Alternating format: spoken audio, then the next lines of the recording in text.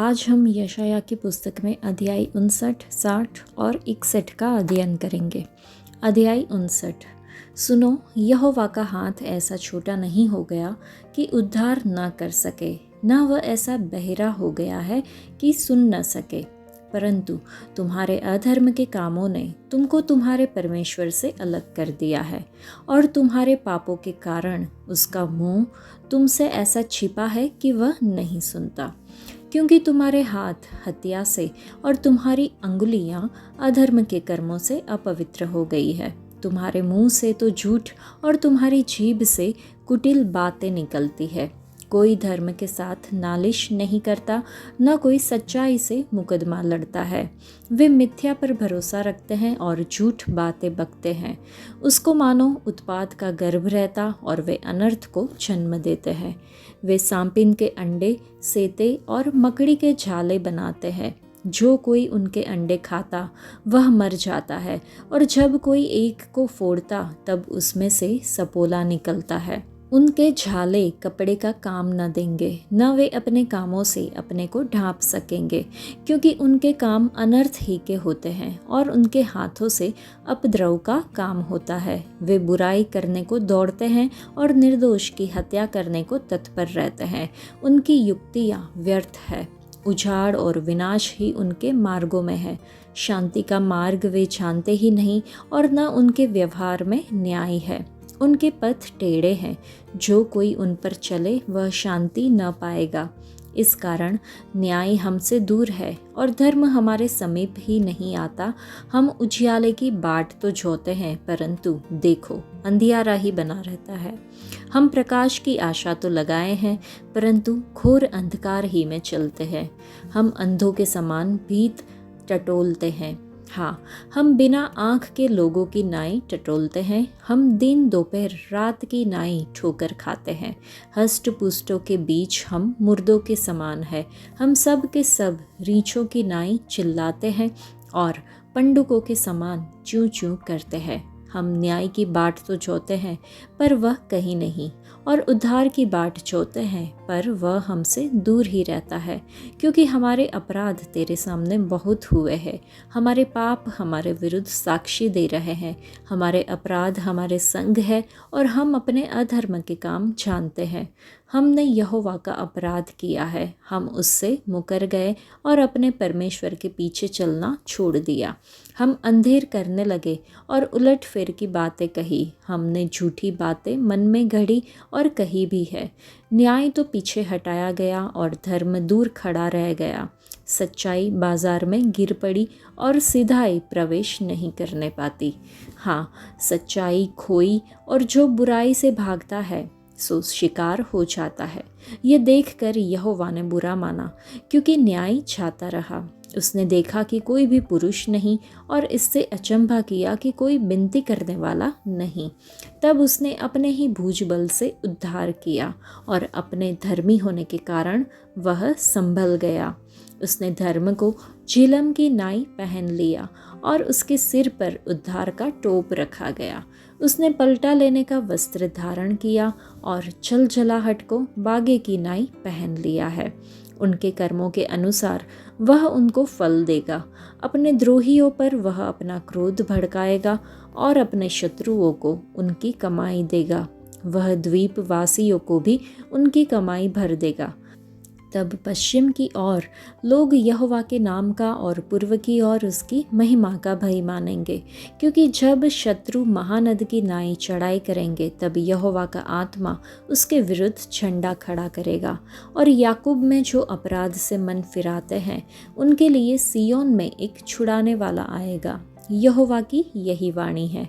और यहोवा यह कहता है, जो वाचा मैंने उनसे बांधी है वह यह है कि मेरा आत्मा तुझ पर ठहरा है, और अपने वचन जो मैंने तेरे मुंह में डाले हैं, अब से लेकर सर्वदा तक वे मेरे मुंह से और तेरे पुत्रों और पोतों के मुंह से भी कभी न हटेंगे।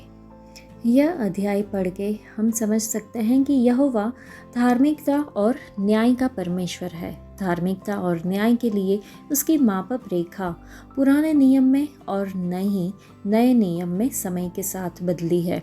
वह अपने लोगों से न्याय चाहते हैं। यदि कोई न्याय की मांग नहीं करता, यदि कोई सच्चाई से मुकदमा नहीं लड़ता, यदि वे मिथ्या पर भरोसा रखते हैं, झूठी बातें बकते हैं, उसको मानो उत्पात का गर्भ रहता और वे अनर्थ को जन्म देते हैं। जल्द ही परमेश्वर मामलों को अपने हाथों में ले लेंगे। वह हमारे यहोवा के पलटा लेने के दिन बदला लेने का वस्त्र पहनेंगे। उसने अपने ही भुजबल से उद्धार किया। यहोवा का भुजबल सामर्थ्य से खुद को सुसज्जित करेगा, जैसा कि उसने बीते दिनों में किया था, जब उसने रहब को टुकड़े टुकड़े कर दिया था और समुद्र की गहराई में एक मार्ग बनाया था, ताकि छुड़ाए गए लोग जय जयकार करते हुए सिय्योन में प्रवेश कर सके। उनके सिर पर सदा का आनंद होगा। यहोवा अपने लोगों को सांत्वना देने के काम में है। परमेश्वर यहोवा का आत्मा सब शोक करने वालों को शांति देने के लिए यहोवा पर था। वह सताए हुओं पर हर्ष का तेल और स्तुति का वस्त्र पहनेगा। क्या हमें महान शांतिदाता ने अभिषेक किया है कि हम शोक करने वालों को शांति दे? तब हमारे हाकिमों को मेल मिलाप और हमारे चौधरियों को धार्मिकता ठहराऊंगा। हम धार्मिकता के बांझ वृक्ष कहलाएंगे। यह पवित्र आत्मा ही है जो संसार को पाप, धार्मिकता और न्याय के विषय में दोषी ठहराएगा।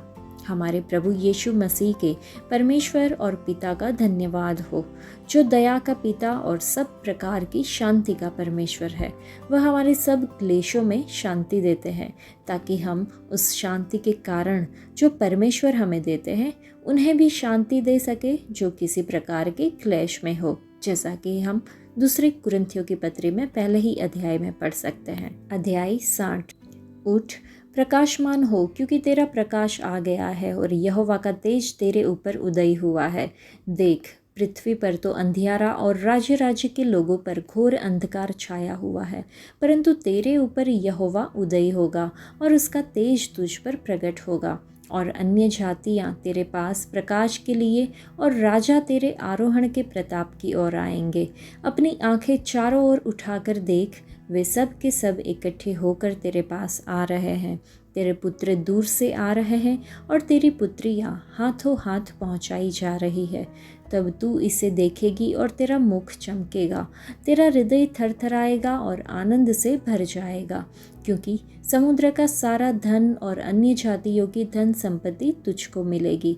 तेरे देश में ऊँटों के झुंड और मिद्यान और एपा देशों की साड़नियाँ इकट्ठी होंगी। शिबा के सब लोग आकर सोना और लोबान भेंट लाएंगे और यहोवा का गुणानुवाद आनंद से सुनाएंगे। केदार की सब भेड़ बकरियां इकट्ठी होकर तेरी हो जाएगी। नबायोत के मेढ़े तेरी सेवा टहल के काम में आएंगे।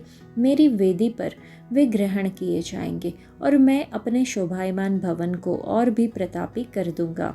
ये कौन है जो बादल की नाई और दरबाओं की ओर उड़ते हुए कबूतरों की नाई चले आते हैं? निश्चय द्वीप मेरी ही बाट देखेंगे। पहले तो तर्शीश के जहाज आएंगे कि मेरे पुत्रों को सोने चांदी समेत तेरे परमेश्वर यहोवा अर्थात इस्राएल के पवित्र के नाम के निमित्त दूर से पहुँचाए, क्योंकि उसने तुझे शोभायमान किया है।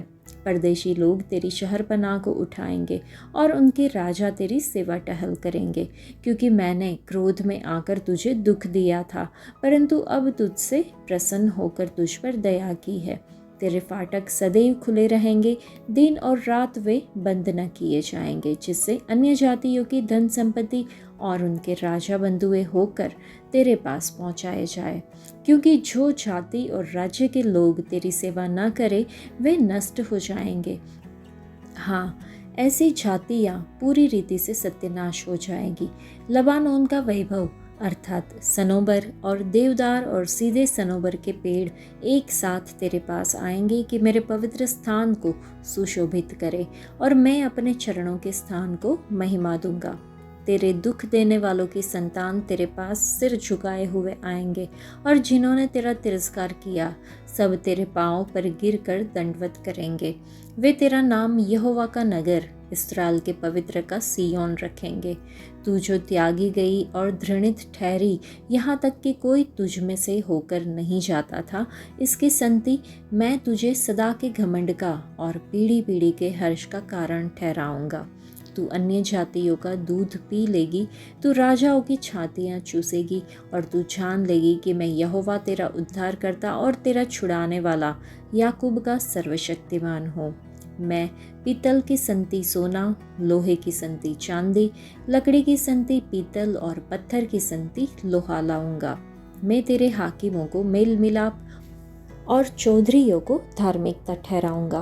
तेरे देश में फिर कभी उपद्रव और तेरे सिवानों के भीतर उत्पात व अंधेर की चर्चा न सुनाई पड़ेगी, परंतु तू अपनी शहरपनाह का नाम उद्धार और अपने फाटकों का नाम यश रखेगी।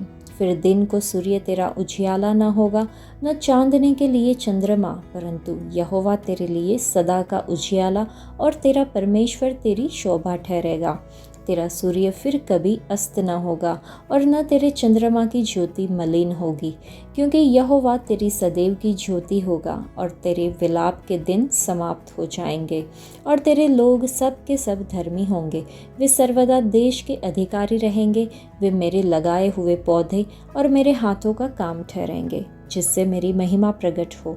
छोटे से छोटा 1000 हो जाएगा और सबसे दुर्बल एक सामर्थी जाति बन जाएगा। मैं यहोवा हूँ, ठीक समय पर यह सब कुछ शीघ्रता से पूरा करूँगा। अगर हम सोचें तो यशायाह के अंतिम कुछ अध्याय हमें दिखाते हैं कि हम हर दिन आगमन में जीते हैं, क्योंकि हम मसीह के राजा के रूप में लौटने की प्रतीक्षा करते हैं, न कि चरनी में एक असहाय बच्चे के रूप में। यह अध्याय 60 ऐसा ही एक अध्याय है। परमेश्वर का प्रकाश इस्राएल के बचे हुए लोगों, प्रतिज्ञा की संतान पर चमकेगा और उनकी महिमा राष्ट्रों को आकर्षित करेगी। इस्राएल की सेवा शारीरिक संतान, यह हमारे लिए प्रार्थना करने का आह्वान है कि सभी हाजिरा और कतूरा के बच्चे त्रिएक यहोवा को देखें और आत्मा और सच्चाई से उनकी आराधना करें। जो राष्ट्र परमेश्वर की सेवा करने से इनकार करते हैं वे नष्ट हो जाएंगे।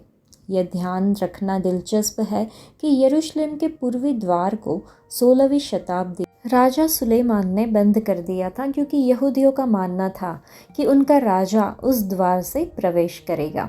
वास्तव में विडंबना यह है कि यीशु मसीह ने 16 शताब्दियों पहले, जो कि पहला ही पाम संडे था, उसी दिन को इससे प्रवेश किया था। ये याद दिलाता है कि मनुष्य ने इज़राइल और कलीसिया के खिलाफ जो भी बुरी योजनाएं बनाई है, परमेश्वर ने उन्हें पहले ही नष्ट कर दिया है। वचन 18 उन लोगों से बात करता है जो बाइबल की भविष्यवाणी पर विश्वास नहीं करते हैं। लिखा है, तेरे देश में फिर कभी उपद्रव और तेरी सीमाओं के भीतर उत्पात या अंधेर की चर्चा न सुनाई पड़ेगी। अरबी में हमास का अर्थ है उत्साह या शक्ति। आज यह हिंसा के लिए जाने जाने वाला एक समूह को संदर्भित करता है, लेकिन इब्रानी में हमास का अर्थ है हिंसा। आज यरूशलेम में अक्सर हिंसा देखी जाती है, लेकिन यशायाह ने वह दिन देखा जिसमें यरूशलेम में नफरत, बम, बंदूकों की आवाज़ नहीं, बल्कि यीशु हमारे उद्धार और शांति के राजकुमार के भजन सुनाई देंगे। परमेश्वर इस अवधि की शुरुआत करेंगे जब यहूदी, मसीही और कुछ लोग एकता में उनकी आराधना करेंगे उनके सही समय पर। प्रभु का आगमन इस प्रकार उन लोगों के लिए हर दिन है जो उनकी वापसी की प्रतीक्षा कर रहे हैं। चलिए हम इस दिन के लिए प्रार्थना करें और इस अध्याय में बताए गए राज्य का दावा करें। जब हम प्रतीक्षा करते हैं तो हम प्रार्थना करते हैं कि हमारे दीपक मूर्ख कुंवारियों की तरह बुझ न जाए, बल्कि हमारे चारों ओर हमास के बावजूद उनकी उपस्थिति और शांति के तेल से हमेशा भरे रहे। यशायाह एक ऐसे समय की भविष्यवाणी करता है जब इस्राएल अपने अंधकार से बाहर निकलेगा और परमेश्वर की महिमा से चमकेगा। मत्ती रचित सुसमाचार अध्याय 5 में लिखा है कि उसी प्रकार तुम्हारा उजियाला मनुष्यों के सामने चमके कि वे तुम्हारे भले कामों को देखकर तुम्हारे पिता की जो स्वर्ग में है बड़ाई करे। जहाँ कोई आशा नहीं दिखती थी, वहाँ अचानक प्रभु यीशु मसीह के व्यक्तित्व में आशा आती है। वह संसार की ज्योति है। परमेश्वर के लोगों पर घोर अंधकार के बीच प्रभु यीशु का प्रकाश चमकेगा। कभी कभी एकमात्र प्रकाश यीशु का प्रकाश होता है जो मसीहियों द्वारा चमकाया जाता है। मूसा की व्यवस्था ने यहूदियों को कुछ हद तक प्रबुद्ध किया था, उन्होंने व्यवस्था को नहीं समझा था और व्यवस्था द्वारा लाए गए ज्योति का पूरा लाभ नहीं उठाया था। बड़े पैमाने पर यहूदियों ने यीशु को अस्वीकार कर दिया। सारी मानव जाति ज्योति से प्रभावित हुई। बाद में जब यूसुफ अपने परिवार को लेकर मिस्र चला गया तो बुद्धिमान पुरुषों आए और यीशु को पहचाने। वे सभी जो यीशु को अपने उद्धारकर्ता और प्रभु के रूप में स्वीकार करते हैं, उन्हें परमेश्वर के परिवार में अपनाया जाता है। हम परमेश्वर के पुत्र और पुत्रियां बन जाते हैं। कलीसिया की निंदा और सताई गई स्थिति को आनंद और सम्मान में बदल दिया जाएगा।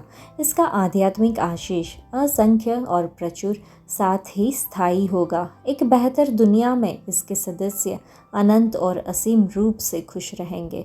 परमेश्वर ने पृथ्वी को प्रकाश देने के लिए सूर्य और चंद्रमा का निर्माण किया। जब परमेश्वर के लोग उसके अनुग्रह का अनुभव करते हैं और उसके मुख के प्रकाश में चलते हैं तो उन्हें सूर्य और चंद्रमा के प्रकाश की आवश्यकता नहीं होती है। प्रभु खुद अपने बच्चों के लिए चिरस्थायी ज्योति होंगे। नए यरूशलेम का वर्णन करते समय बाइबल कहती है कि उस नगर में सूर्य और चांद के उजियाले की आवश्यकता नहीं, क्योंकि परमेश्वर के तेज से उसमें उजियाला हो रहा है और मेमना उसका दीपक है, जो कि हम प्रकाशित वाक्य के अध्याय 21 में देख सकते हैं। परमेश्वर के शहर को सूर्य या चंद्रमा की रोशनी की आवश्यकता नहीं है, क्योंकि मसीह परमेश्वर की महिमा इसका उजियाला है। वह यह है कि परमेश्वर ज्योति है और उसमें कुछ भी अंधकार नहीं। धर्मी पर ज्योति चमकाता है। मसीह जो पाप से अनजान था, उसे परमेश्वर ने हमारे लिए पाप ठहराया कि हम उसमें परमेश्वर की धार्मिकता बन जाए। यदि हम मसीह में हैं तो हम परमेश्वर की धार्मिकता बन जाते हैं और परमेश्वर का ज्योति हम पर चमकता है। परमेश्वर अपने बच्चों के लिए महिमा होंगे। कितना अद्भुत आशीर्वाद है यह। मसीह के द्वारा हम अपने दिलों में परमेश्वर का ज्योति पाते हैं और ये ज्योति हमें परमेश्वर की महिमा को समझने में सक्षम बनाती है। विश्वास के माध्यम से जब हम यीशु को हमारे भीतर रहने के लिए आमंत्रित करते हैं तो हम ये सुनिश्चित करते हैं कि परमेश्वर की महिमा हमारे भीतर रहेगी। हम में जीवित मसीह हमारी महिमा की आशा है। जब मसीह हमारे भीतर होता है तो हम संसार में परमेश्वर की महिमा को प्रतिबिंबित करते हैं। इस प्रकार परमेश्वर हमारी महिमा बन जाते हैं। यीशु इसलिए गरीब बना ताकि उनके गरीब होने से हम अमीर बन सके। इस प्रकार यीशु ने हमें परमेश्वर के साथ मिलाने के लिए अपनी महिमा खो दी ताकि हम परमेश्वर की महिमा प्राप्त कर सके। यदि यीशु, जिसने हमें महिमा देने के लिए अपनी महिमा खो दी, हमारी महिमा बन जाता है, तो क्या यह हमारी सबसे बड़ी महिमा नहीं है? यदि कोई कठोर हृदय से इस महिमा को अस्वीकार करता है तो वह मूर्ख है। यदि कोई लापरवाही से इस महिमा को खो देता है तो वह महामूर्खता है। क्या हम इस लक्ष्य के साथ जी रहे हैं कि यीशु हमारी महिमा बनेंगे? अध्याय 61। प्रभु यहोवा का आत्मा मुझ पर है, क्योंकि यहोवा ने सुसमाचार सुनाने के लिए मेरा अभिषेक किया और मुझे इसलिए भेजा है कि खेदित मन के लोगों को शांति दूं, कि बंधुओं के लिए स्वतंत्रता का और कैदियों के लिए छुटकारे का प्रचार करूं, कि यहोवा के प्रसन्न रहने के वर्ष का और हमारे परमेश्वर के पलटा लेने के दिन का प्रचार करूं, कि सब विलाप करने वालों को शांति दूं और सियोन के विलाप करने वालों के सिर पर की राख दूर करके सुंदर पगड़ी बांध दूं, कि उनका विलाप दूर के हर्ष का तेल लगाऊं और उनकी उदासी हटाकर यश का ओढ़ना ओढ़ाऊं, जिससे वे धर्म के बांज वृक्ष और यहोवा के लगाए हुए कहलाए और जिससे उसकी महिमा प्रकट हो। तब वे बहुत काल के उजड़े हुए स्थानों को फिर बसाएंगे। पूर्व काल से पड़े हुए खंडरों में वे फिर घर बनाएंगे। उजड़े हुए नगरों को जो पीढ़ी पीढ़ी में उजड़े हुए हो, वे फिर नए सिरे से बसाएंगे।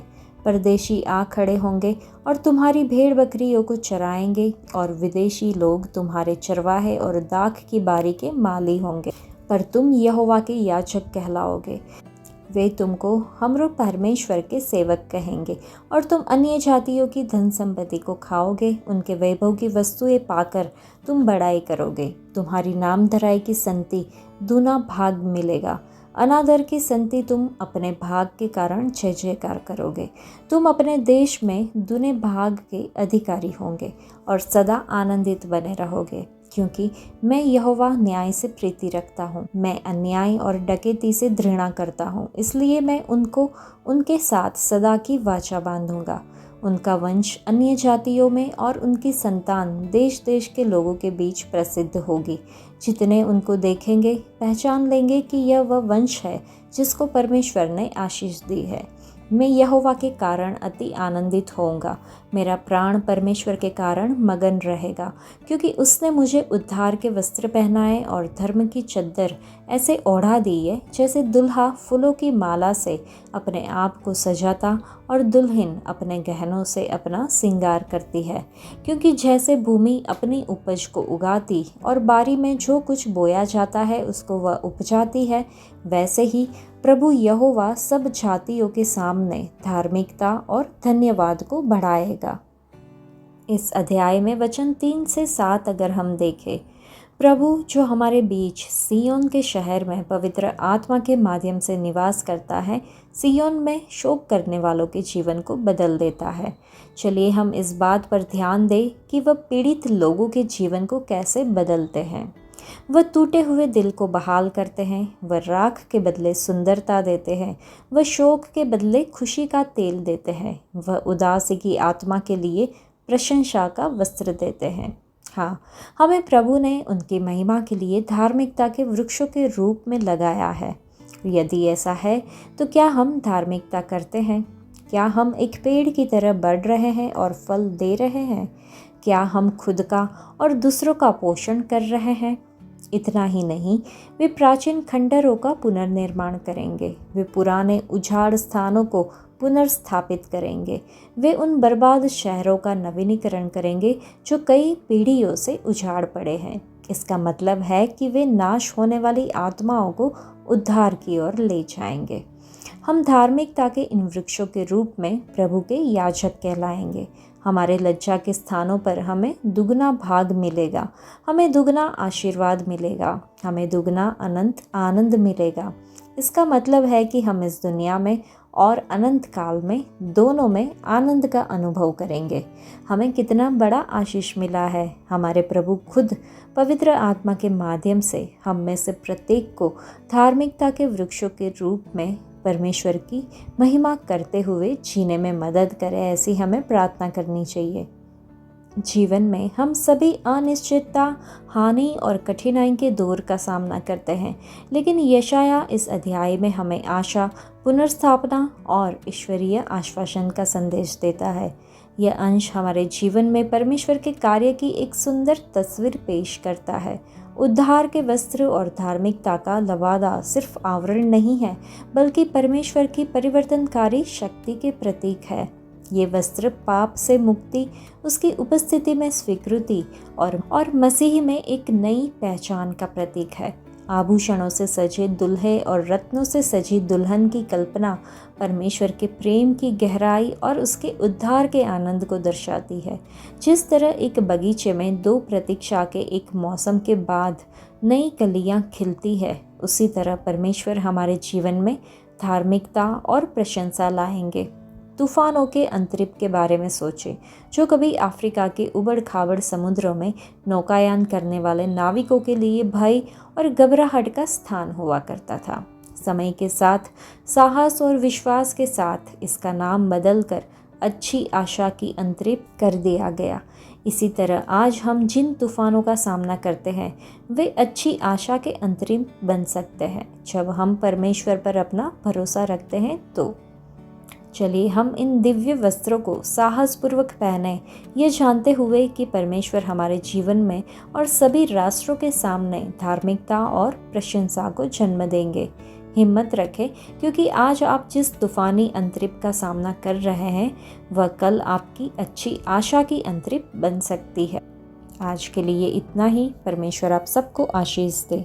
धन्यवाद।